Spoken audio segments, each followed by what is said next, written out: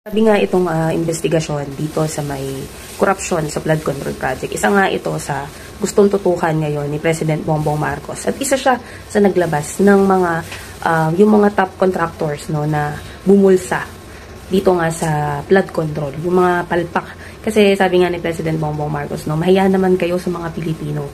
Kaya ngayon sa Senado, nag-iimbestiga sila at sa House of Representatives, ganun din, nag-iimbestiga sila.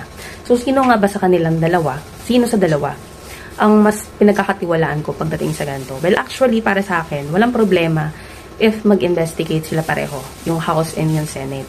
No, nasa kanila naman yun. Pero sana, no, hindi waste of time yung ginagawa nila na magkakaroon ng ganyan sa Senate, tapos ang ending wala namang mapapakulong or kumbaga, hindi matututukan talaga. Kumbaga, nagsayang ka lang ng taxpayers' money kasi syempre, bawat hearing, gumagastos sila dyan. No? May mga expenses yan. So, sana lang, katulad nung nangyari kanina, recently lang to, kanina lang, parang pinutol yung, nagsasalita kasi si Tito Sen noon, parang kinat siya ni Marcoleta, which is si Marcoleta yung pinaka-head ng Blue Ribbon Committee, no? So, sa part na yon, may binanggit lang na pangalan na Duterte, parang pinutol niya na kagad. So, para sa akin, sa part na yon, parang meron siyang ayaw na marinig, no?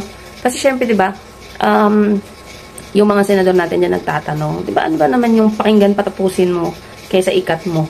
So, siguro, para sa akin, wala namang masama na mag-imbestiga sila pareho, yung Senado at House, basta masigurado na may patutunguhan.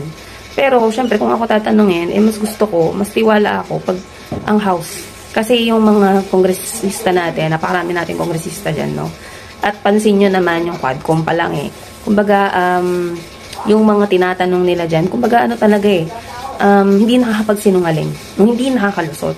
Tapos, by the end of the day, sila rin yung nadudulas, no? Pag nagsasalita sila, nadudulas sila, kaya nabubuko sila. So, siguro para sa akin, mas tiwala ako, no, na yung House pa nagkakaroon ng investigation ng ganito kasi nga naisisiwalat lahat. And mas karamihan sa kanila no talaga may alam talaga sa batas.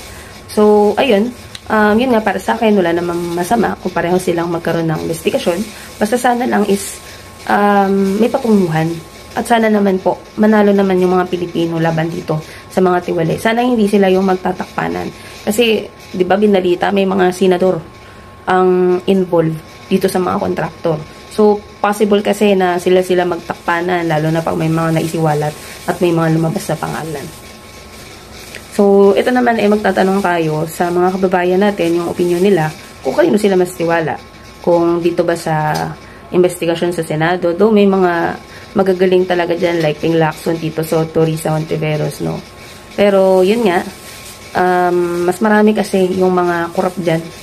No, parang natatabunan, kumbaga katulad lang yung sa impeachment ilan lang sila, 4-5, mas marami pa rin yung pumabor kay Sara na ayaw na mapag-usapan itong issue tungkol sa impeachment. Diba kung para sa Pilipino ka talaga, that wala kang pipiliin, diba kung para sa Pilipino ka talaga, priority mo yung kapakanan ng mga kababayan mong Pilipino, dapat hindi ka na mamili ng iimbestigahan, dapat ikaw mismo magpupush nun.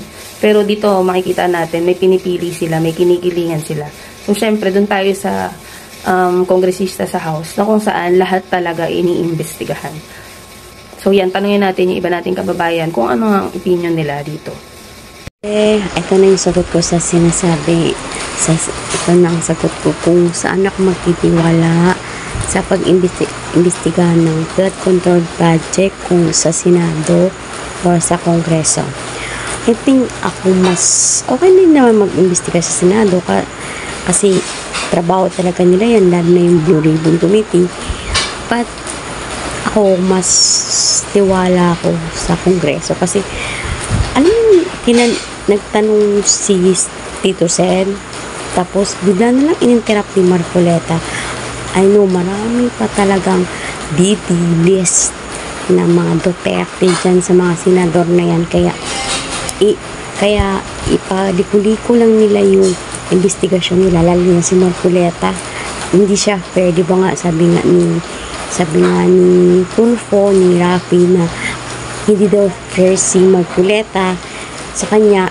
2 minutes lang, samantalan daw yung mga iba niyang kasama Andy magtanong ba't siya daw 2 minutes na. Kaya mas gusto ko talaga yung mga kongresong mas tiwala ako sa Kongresong mag-imbestiga kasi alam kong karamihan sa mga congressman is mga lawyer, lalo na po si G.T. Nuestro. Mas tiwala po ko dyan sa kanila.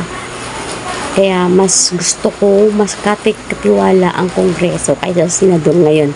Wala akong tiwala sa Blue Ribbon Committee, lalo na dyan kay Mr. 2K.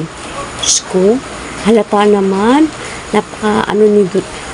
may narinig lang siya kay Tito Sen na Duterte, bigla niyang pinutol si Tito Sen, di ba? Basta kaya wala akong tiwala dyan kay Marcoleta na yan.